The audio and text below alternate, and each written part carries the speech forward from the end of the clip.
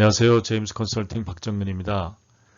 이번 시간에는 비거주자이신 분이 양도소득세, 아파트 양도소득세를 비과세 신청을 하셔서 결국은 나중에 가산세까지 추징된 사례를 판례를 통해서 같이 한번 살펴보겠습니다. 네, 조세심판원의 심판 청구를 거쳐서 행정소송까지 갔고요. 2021년 7월 9일 판결을 받고 그냥 승복해서 끝난 사례입니다. 제목은 원고는 양도 당시에 소득세법상의 거주자라고 볼 수 없다. 결국 비거주자로 인정이 돼서 결국은 이제 추징이 당했는데요.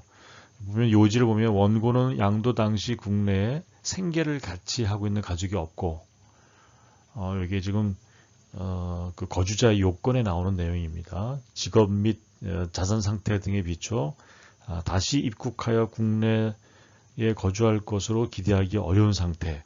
이것도 거주자의 요건의 판단 내용입니다. 그렇기 때문에 원고는 소득세법상의 거주자라고 볼 수 없다.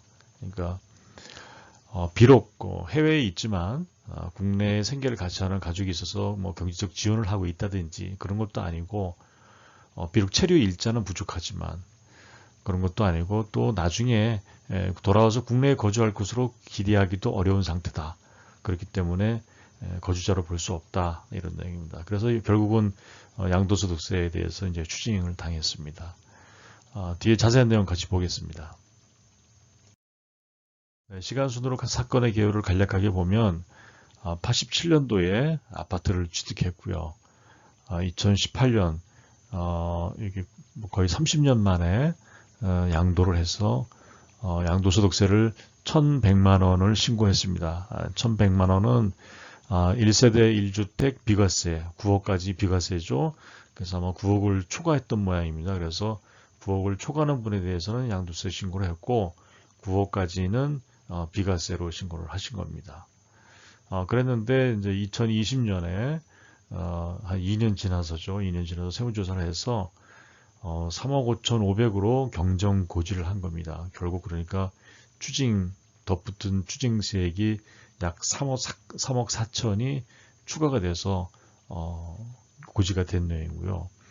그때 고지할 때 내용이 원고가 1세대 1주택 비과세를 적용받을 수 있는 거주자가 아니다. 비거주자고 그렇기 때문에 1세대 1주택 비과세고 해당이 안 되고 또 이렇게 1,100만 원으로 과소신고했기 때문에 나머지 3억 4천에 대해서는 가산세가 붙은 겁니다. 그러니까 요 초과하는 금액 있죠. 요 차액만큼은 과소신고 가산세, 요 과소신고 가산세는 10%입니다. 그리고 또 납부불성실로 해서 이게 지금 한 2년 정도 됐죠. 2년 동안의 기간 동안 3억 4천에 대해서 약 한 20% 정도 붙었을 겁니다. 그 납부불성실 가산세까지 포함해서 총 3억 5,500이 경정 고지가 됐습니다. 그래서 이 고지서를 받고 2020년도에 심판 청구를 했고요. 그래서 심판 청구에서 기각이 됐고 그래서 그 내용을 가지고 다시 이제 행정법원에 행정소송을 제기해서 결국 2021년 7월 9일 날 최종적으로 패소하고 더 이상은 이제 항고하지 않았습니다. 그래서 종결이 된 상태입니다. 네, 원고의 주장은 이렇습니다. 그러니까 거주자다. 그러니까 1세대 1주택 비과세 적용 대상이다. 그리고 그 이유는 국적, 그 다음에 주민등록도 유지하고 있고 국내에 부동산 투자로 세금도 납부하고 있고 또 법인에 투자를 해서 그 법인으로부터 급여도 받고 계셨더라고요. 그래서 급여를 받으니까 당연히 근로소득 신고도 했고 그래서 원천징수도 했고 그거를 다 거주자로 신고를 했다는 겁니다. 그렇기 때문에 내가 거주자로 신고를 했는데 국세청 당신들이 그거에 대해서 이의 신청 내지는 뭐 이의를 제기하거나 그런 적이 한 번도 없지 않느냐. 거주자로 계속 신고를 했다. 그러니까 나는 거주자다. 이런데 사실은 거주자의 요건을 판단하는 내용은 이런 내용은 아니거든요. 근데 이제 본인은 이제 국내에서 실질적으로 이렇게 경제 활동을 했기 때문에 거주자다 이렇게 이제 주장을 하시는 겁니다. 또 이제 가산세도 추징을 했는데 가산세가 거의 한 7,500만 원 정도 나왔습니다. 네, 이것도 좀 억울하다. 왜냐면 해외에 거주하고 있고 이거 좀 말이 좀 어폐가 있죠. 그러니까 국내에 거의 거주하지 않아서 국내 세법이 어둡다. 그런데 또 거주자라고 주장을 하고 있는 겁니다. 그렇기 때문에 이게 고의적인 과소신고가 아니다. 이게 다 그 세무사의 도움을 받아서 신고를 했는데 그게 의뢰를 해서 내가 했을 뿐이지 내가 일부러 낮춰서 신고한 게 아니기 때문에 이런 가산세는 억울하다. 이게 이제 원고의 주장입니다. 네, 영상을 시청하시는 분들 중에서 해외에 거주하시는 교포분들도 꽤 많으신데요.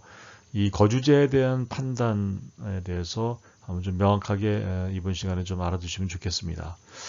소득세법 제1조 2 제1항에 보면 국내에 주소를 두거나 183일 이상의 거소를 둔 개인 이렇게 되어 있습니다. 그러니까 국내에 주소가 있거나 혹은 1년의 반 이상을 국내에 체류한 분, 머무른 분 이런 분들이겠죠. 그 개인입니다. 이 주소와 거소에 대한 판정이 있습니다. 소득세법 시행령의 제2조에 보면 이게 국내에서 생계를 같이 하는 가족, 또 국내에 소재하는 자산이 유무 등 생활관계의 객관적 사실에 따라서 판정한다. 주소만 있다고 무조건 되는 게 아니다. 그런 뜻입니다. 또 사항에 보면 만약에 이제 그 해외에 거주하면서 영주권을 가지고 있고 그런데 국내에 생계를 같이 하는 가족이 없다. 해외에 거주하고 해외에서 또 영주권도 가지고 있고 또 국내에 생계를 같이 하는 가족도 없다. 그런 경우에 그 직업 및 자산 상태에 비춰서 다시 입국해서 국내에 거주할 거라고 인정되지 않으면 이게 돌아올 뿐이 아니구나라고 생각이 된다면 국내 주소가 없는 것으로 본다. 무슨 뜻이냐? 주민등록만 있다고 다 될 일이 아니다. 그런 얘기입니다. 이렇게 실질적으로 판단하고 객관적으로 판단하고 또 이런 정황도 보겠다는 거죠. 그래서 그게 인정되면 소득세법에 따른 거주자로 보도 그렇지 않으면 거주자가 아닌 겁니다. 네, 사실관계 및 판단은 이렇습니다. 법원에서 보기에는 원고는 미혼으로 국내에 생계를 같이 하는 가족이 없다. 앞서서 생계를 같이 하는 가족이 있어야 된다고 그러지 않습니까? 또 미혼이랍니다. 또 노령으로 장시간 비행이 어렵다는 이유 등으로 국내에 체류한 적도 거의 없다. 왜 이렇게 국내에 없었냐? 본인이 노령이라 비행기 타는 게 좀 힘들었다. 그래서 자주 못 왔다. 이렇게 또 항변을 했거든요. 또 이 사건 아파트의 취득 양도일에 그 당시에 국내에 머무르지도 않았고 또 원고의 직업, 자산의 관리 처분에 있어서 반드시 원고가 국내에 머물러야 하는 것으로도 보이지 않는다. 그러니까 결국은 나중에 노령이긴 하지만 국내로 돌아와서 국내에 거주할 것으로 기대하기는 어렵다. 이런 상황으로 보인다. 이런 겁니다. 또 가산세 부분에 관련해서도 원고가 이제 거주자가 아님에도 1세대 1주택 비과세 특례 규정을 적용해서 신고를 했는데 이것은 본인은 이제 모르고 국내의 세법이 어렵다고는 얘기했지만 그거는 이제 본인의 과실이지 단순한 법률의 부지 또는 착오에 의한 것이지 가산세를 부과하는 데는 그거를 면제할 이유가 없다 그런 얘기입니다. 그러니까 가산세 부과는 정당하다. 무슨 천재지변이 있어서 내지는 전쟁이라도 나서 중대 재해가 발생해서 신고를 제대로 못하거나 그런 것들이 인정이 될 만한 사항이 아니고 단순히 법률의 부지 잘 모르거나 착오 이런 거라면 가산세 부과에 전혀 문제가 없다. 실질적으로 이런 것들도 부지나 착오도 가산세를 물리는데 이렇게 약간 의도적으로 이렇게 비과세 적용을 해서 신고했으니 이 가산세를 면할 방법이 없을 겁니다. 이 부분은 반드시 가산세가 부과된다 이렇게 아예 이해를 하시는 게 좋겠습니다. 네, 시사점을 다시 한번 정리해드리면 국내의 국적, 그다음에 주민등록 주소만 있다고 거주자가 아니다. 또 기간이 짧다 그래서 무조건 비거주자도 아니다. 국내에 그 거주하는 국내 주소를 두고 있는 생계를 같이 하고 있는 가족이라든지 그다음에 여러 가지 정황을 봐서 판단할 수 있기 때문에 무조건 거주 기간이 짧다고 비거주자도 아니다. 만약에 요행을 바란다면 이건 조세 회피와 조세 포탈이 될 수 있다. 허투루 신고하면 반드시 가산세로 돌아온다. 혹시나 하는 마음에 사실 뭐 세금 많이 내는 게 아까우시잖아요. 그러니까 반드시 가산세로 돌아온다. 괜히 정상적으로 낼 세금보다 훨씬 많이 낼 수 있다.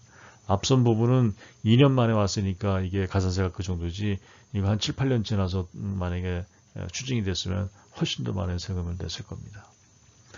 세금 납부는 여러분들이 혹시 좀 쉽게 생각하신다면 절대 그렇게 생각하지 마십시오. 이게 뭐 최선입니까? 라고 물으면 답변할 내용이 마땅치 않고요.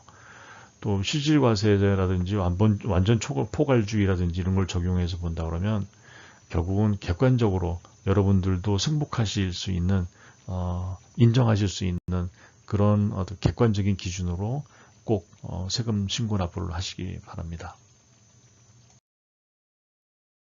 세금을 아끼고 싶다면 절세를 하고 싶다면 가장 합법적으로 안전하게 설계하시는 게 첫 번째고요.